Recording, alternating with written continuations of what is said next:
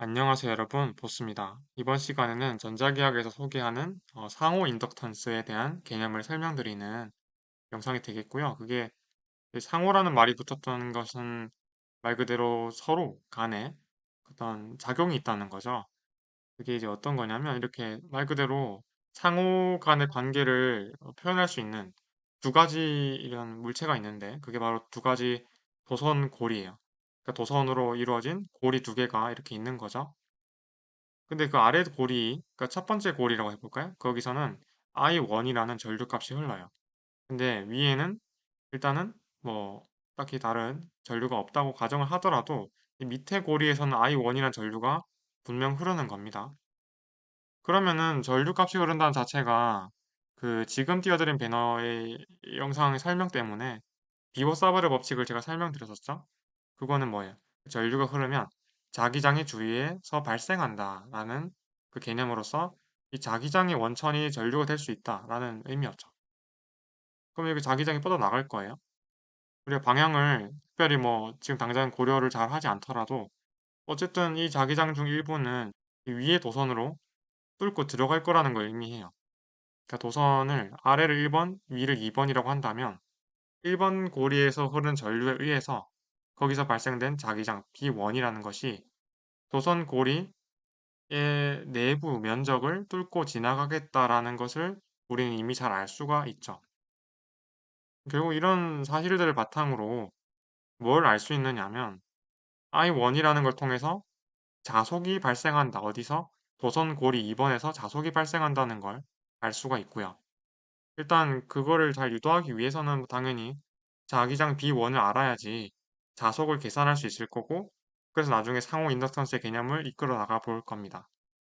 일단 비오사바르 법칙은 B1은 이렇게 표현된다는 게 제가 첫 번째 띄워드렸던 배너의 영상의 내용이었죠. 물론 여기서 제일 중요하게 생각하셔야 될 부분은 B1이란 자기장 벡터가 I1이란 전류값에 비례한다는 거예요. 근데 실제로 I1이 여기 있으니까 I1의 제곱이나 세제곱에 비례하는 게 아니라 딱 1승, 그냥 I1에 비례한다는 걸 이렇게 표현을 해줄 수가 있겠고요. 그리고 B1이 I1에 비례하다 보니 그로부터 자속, 그러니까 도선고리 2번에 여기 통과되는 플럭스 이렇게 정의할 수 있겠다. phi2라는 거를 이 B1이 이 DA2라는 거 예를 들면 이런 거죠. 뭐 면적, 미소 면적만큼의 크기를 갖고 방향은 어디예요? 그죠? 2번 이 에워싸는 내부 면적의 수직한 법선 방향의 벡터를 방향을 가지는 그게 바로 DA2고 거기에 B1을 내적해서 면적분 해주면 더블 인테그랄을 그 면적에 대해서 해주면 그게 바로 플럭스의 개념이고 그게 바로 자속이잖아요.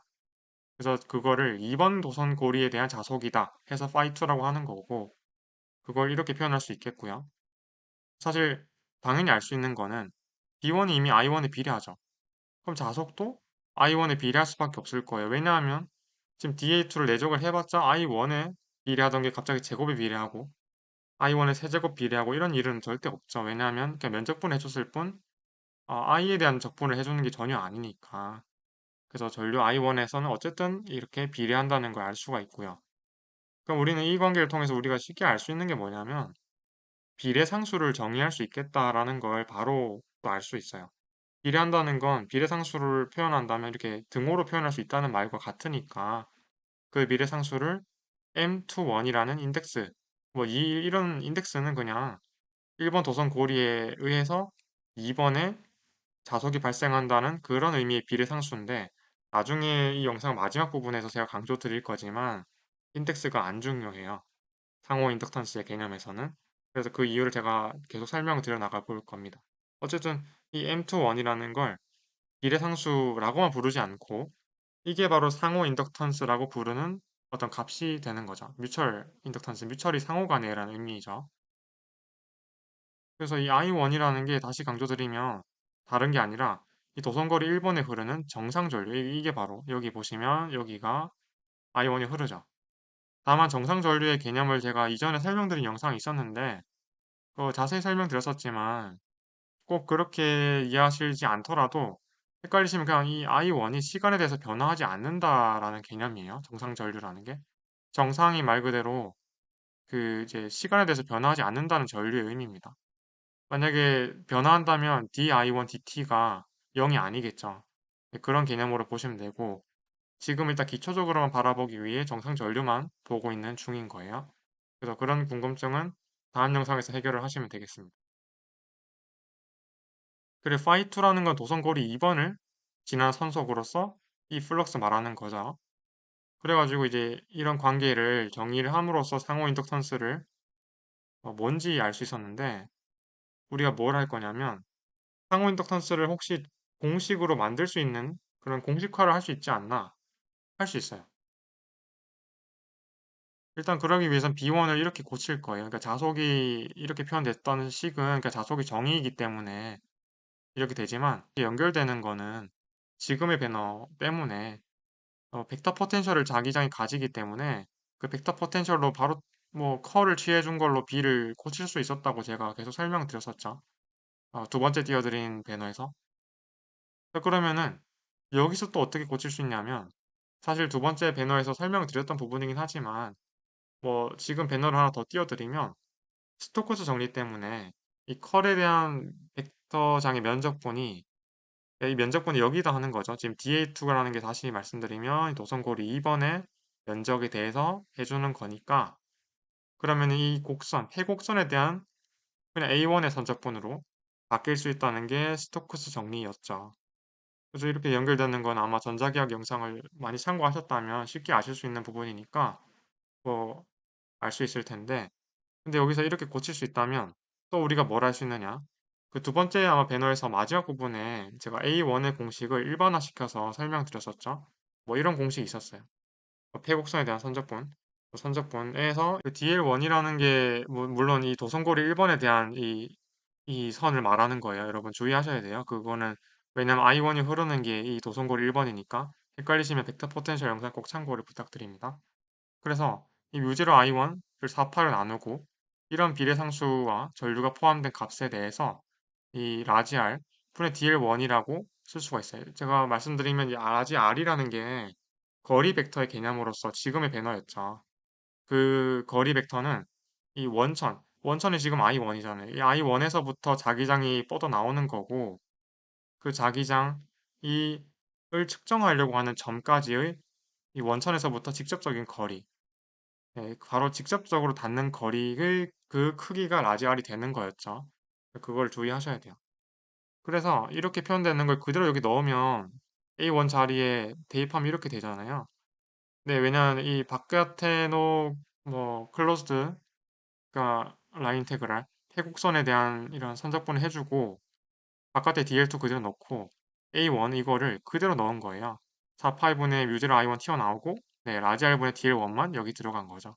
그리고 저희 강조드릴 수 있는 부분이 Y2가 역시나 I1에 비례를 하죠. 반짝거리는 것처럼. 그래서 이 M21이라는 거를 바로 유도할 수가 있다는 결론을 얻을 수 있어요. 그냥 phi2가 이렇게 표현된다는 걸 전자기학적 그리고 벡터 미적분학의 개념으로 유도를 할 수 있었는데 여기 I1이 있으니까 phi2와 I1의 사이의 비례 상수가 M21이었기 때문에 이 I1만 제외를 하고 이 나머지 부분, 이 보세요. 이 나머지 부분만 딱 도려내서 그걸 M21이라고 표현하면 완전 정확한 말이 되는 거죠. 그죠? 애초에 M21은 phi2와 I1의 비례 상수였으니까. 그래서 우리가 알 수 있는 게 뭐냐면 결론적으로 이 수식이 두 가지 사실을 알려줘요. 상호 인덕턴스는 일단 형태, 그러니까 이 고리 있죠. 고리의 모양이나 형태, 뭐 크기 이런 것 때문에 바뀌는 그런 비례상수고 또한 라지 R이라는 것 때문에 두 고리 사이의 거리에만 의존한다는 거예요. 그렇게 말이 맞죠. 왜냐하면 우리 유도해 보니까 DL1과 DL2의 내적으로만 분자가 표현되고 라지 R이라는 걸로만 분모가 표현되니 피적분 함수 또 이제 이건 폐곡선에 대한 적분 뭐 범위 때문에 당연히 형태에 의존을 할 거고 거리에 의존을 하겠죠. 그걸 알 수 있고 더 중요한 건 뭐냐면 이 2를 1, 2로 바꿔도 되죠. 그러니까 왜 그러냐면 2, 1로 1, 2가 대응된 건데 내적이라는 건 순서가 바뀌어도 되는 스칼라잖아요. 결과 스칼라인데다가 내적은 교환 법칙 성립하는 건 우리가 고교 과정에서도 배웠던 거니까 M1, 2로 바꾸면 2, 1로 바뀐다는 건 결국에는 그걸 라지 M으로 하나 나타내도 되겠다. 어쨌든 인덱스의 의미가 없으니까 고리 1과 2를 바꿔도 차이가 없으므로 m으로만 나타내도 되겠다라는 걸 알 수 있는 거죠. 그래서 이러한 개념을 얻어내려고 제가 공식을 유도한 거지, 이거 실제로 이 공식을 이용해서 풀 필요는 없죠, 전혀. 이게 뭐 유용해 보이지도 않잖아요. 실제로 패곡선에 대한 선적분 2번 해주는 게 적절하진 않겠죠. 또 문제풀이 팁을 알려드리면, 간단해요. 그러니까 phi2라는 걸 일단 계산을 합니다. 첫 번째로. 첫 번째로는 이 B1에 대해서 이 고리 2번에 대한 면적분을 해줘요. 그러면 I1이라는 게 나오게 될 거예요. 왜냐하면 B1 자체가 I1에 의해서 만들어진 거기 때문에 결과에서 안 나올 수 없겠죠. 그래서 I1이라는 게 이렇게 튀어나오게 되고, 그러한 I1에 대해서 뭐가 곱해졌냐를 보면 그게 바로 M21이겠죠. 그래서 그런 식으로 문제를 풀이하면 이 M이라는 걸, 왜냐면 인덱스 차이가 없으니까 M을 상호 인덕턴스 값을 적절히 구해낼 수가 있겠다. 수식도 얻어낼 수 있겠다라는 걸 알 수가 있죠. 그래서 이렇게 문제풀이에 대한 법칙도, 방식, 과정도 알게 되었고, 결론적으로 이 M21, M12가 같으니까 phi2는 그냥 M1, I1으로 표현할 수가 있겠다라는 걸 알 수가 있죠. 그래서 이거는 좀 중요한 거긴 해요. 왜냐하면 도선 고리 1번이 있고 2번이 있을 때 전류가 발생했을 때 여기 자속 미쳐지는 거랑 또 이제 1, 2로 바꿔도 사실은 똑같다는 게 그 두 번째 I2에 대한 전류에 대해서 자속이 미쳐질 때랑 똑같은 비례상수를 또 표현할 수 있다는 거니까 그게 좀 중요한 부분이긴 해요.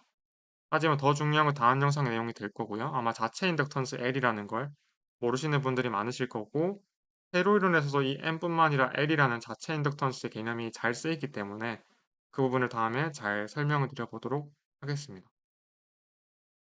네, 이렇게 해서 마무리를 지을 거고요. 이번 영상은 이렇게 마무리하고 다음 영상에서 또 자세한 내용 다뤄보도록 할게요. 네, 항상 감사합니다.